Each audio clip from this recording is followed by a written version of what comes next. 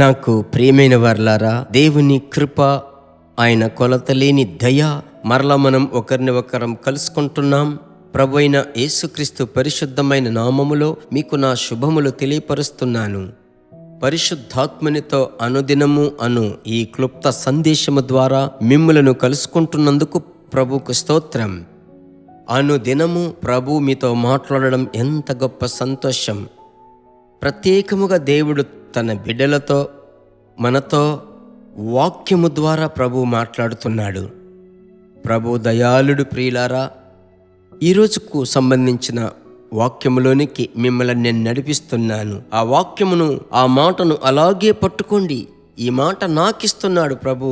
ఈ ఉదయకాల సమయమందు మీరు వినేటువంటి ఈ సమయానికి మీ సిచ్యువేషన్, మీ స్థితిగతులు, మిమ్మలను ఆవరించిన సమస్యలు, మీ ముందున్న సవాళ్ళు ఏమిటో నాకు తెలియదు. అయితే ఏదో ఒక పోరాటం మీ ముందు వచ్చి నిలబడుచున్నది.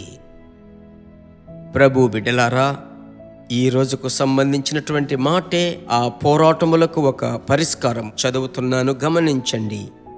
న్యాయాధిపతులు గ్రంథం 6వ అధ్యాయము 34వ వచనం. యెహోవా ఆత్మ గిద్యోనును ఆవేశించెను. యెహోవా ఆత్మ గిద్యోను మీదికి వచ్చి దిగెను.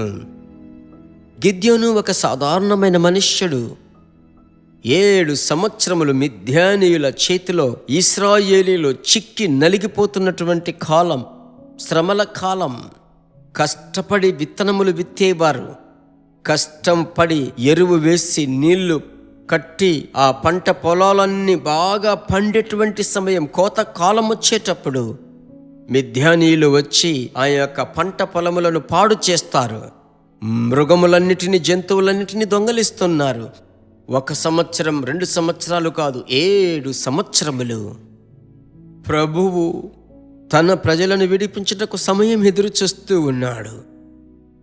ప్రజలందరూ దేవునితో సమాధానపడి పోరాడి ప్రార్థించారు. ఆ సమయమున యెహోవా కన్నులు గిద్యోనును చూశాయి. తండ్రి యొక్క పొలమును, గోధుమలను ఆయన జల్లించుచుంటూ ఉన్నాడు. అతనిని దేవుడు ఎన్నుకున్నాడు. అతని మీద దేవుడు తన ఆత్మను కొలత లేకుండా కుమ్మరించి, జరిగిందేమిటో మీకు తెలుసు. ఒక చేతిలో బూర, మరొక చేతిలో బాణ, ఆ బాణలో ఆ యొక్క నిప్పు. నా ప్రియ దేవుని బిడ్డ, అవే అతని యొక్క యుద్ధ ఆయుధములు. దేవుడు నేర్పించినటువంటి యుద్ధ విధానములు, వాటిని ఉపయోగించాడు. గొప్ప విజయమును దేవుడు ఆ దినం గిద్యోనుకిచ్చాడు. మీకు ఒక విజయపు దినం ఇది. విజయపు గుర్తులు, సాదృశ్యములు ప్రభు ఈరోజు మీకు చూపిస్తున్నాడు. ఒకే ఒకటి మీరు అడగవలసింది, నా మీద మీ ఆత్మను కుమ్మరించు, నీ ఆత్మచేత నన్ను నింపు, ఆత్మలో నన్ను నడిపించు. ఇలాగో ప్రార్థించి అభిషేకములో నింపబడేటప్పుడు పరిశుద్ధాత్ముడు మీ మీదికి దిగి వస్తాడు. మీ ఓటమిని జయముగా మారుస్తారు. మిమ్మల్ని ఎదిరించేటువంటి సాతానుడు, విరోధులు కేకలు వేసి వెడలిపోతారు. దీని ద్వారా దేవుని రాజ్యం కట్టబడుతుంది. ఇదియే ఈ దినమునకు సంబంధించిన ప్రవచన వాక్కు. ప్రార్థించుదాం. Thank you Lord. మా ప్రేమ కలిగిన తండ్రి, ఈ ఆశీర్వాదకరమైన ప్రార్థన సమయములో మీ బిడ్డలను మీరు దర్శిస్తున్నారు. మీకు స్తోత్రం. ఈరోజు మీ బిడ్డలను బలపరచారు.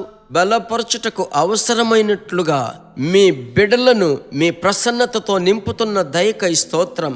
కృపగల ఆత్మ, విన్నపపు ఆత్మ, విజయపు ఆత్మ మీ బిడ్డల మీద కొలత లేకుండా కుమ్మరించండి. దేవుని పరిశుద్ధ నామం మహిమపరచబడాలి. ప్రార్థన ఆలకించిన దేవునికి స్తోత్రం. మీ బిడ్డలందరూ, వారి కుటుంబము, మనమ సంతతి ఎవరెవరి ఇంటిలో ఉన్నారో వారందరి మీద మీ ప్రసన్నత ఉంచండి. యేసు నామములో తండ్రి, ఆమెన్. ప్రభునందు సంతోషంగా ఉండండి. దేవుడు ఆశ్చర్యముగా నడిపిస్తాడు. సాధారణంగా ఎప్పుడు వెళ్ళే చెప్తాను, అనేకులకు పంపండి. హిందీ భాష విన్నారు కదా వర్తమానము. మీరు మీ స్నేహితులకు, మీకు పరిచయమైన విశ్వాసులందరికీ, దేవుని బిడ్డలందరికీ పంపించండి. వారు బలపడతారు. God bless you. దేవుని బిడ్డలారా, ఈ వర్తమానము మీకు మిక్కిలి ఆశీర్వాదకరముగా ఉందని మేము నమ్ముచున్నాము. ఇంకనూ మా వర్తమానములను విని ప్రభువులు ఆశీర్వదింపబడుటకు జీసస్ మీట్స్ మినిస్ట్రీస్ అను మా యూట్యూబ్ ఛానల్ ను సబ్స్క్రైబ్ చేయండి. మరియు మా ప్రార్థన సహాయముకై మీరు సంప్రదించవలసిన మా ఫోన్ నెంబర్ 984252836 మరియు 7299546363. Email gpsrobinson@hotmail.com. ప్రభు మిమ్మును ఆశీర్వదించునుగాక.